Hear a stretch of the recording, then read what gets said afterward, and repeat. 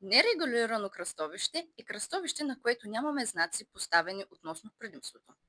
Тогава се включва паниката и мислите за никога повече да не се качваме зад волана. Но спокойно. Имаме много просто и удобно правило. Правило на дясно стоящия. Защо е толкова важно? Защото на някои места нямаме пари да сложим знаци. И тогава е хубаво да се ориентираме.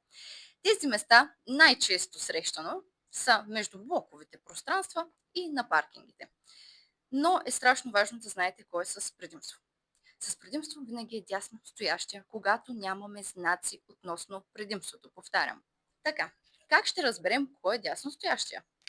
Много е просто. Този, който седи от дясно, или ако се обърквате с ляво и дясно, започва часовниковата стрелка.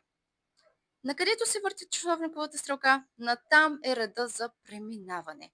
Давам ви този казус. При този случай аз съм първи, защото часовниковата стрелка се движи по този начин.